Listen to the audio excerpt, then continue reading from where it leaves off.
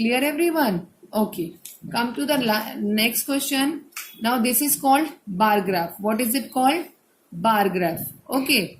Now test 1, test 2, test 3, test 4. 50, 60, 70, 80, 90. Right. This is a bar graph. Let's read the question. In which test did Akshay score 90? 90 marks. In which did Akshay score? Here you can see 90. See. In which test he scored 90? Test 2. So I am writing test 2. Fine. Test 2. What was Akshay's score in test 1? Okay. What was Akshay's score in test 1? Where is test 1? This is test 1. What was the score?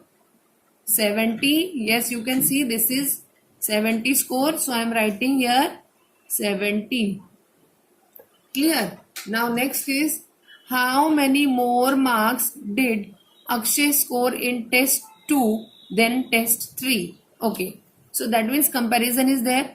In test 2 he got 90 marks. In test 3 he got 60 marks. Test 3 he got 60.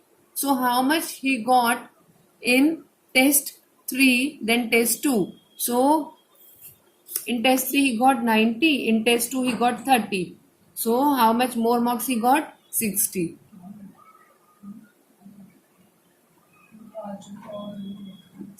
Marks. Next is in which test did the Akshay got the minimum marks? Minimum means very less marks. In which test? 3. How much marks? 60 marks. So test 3.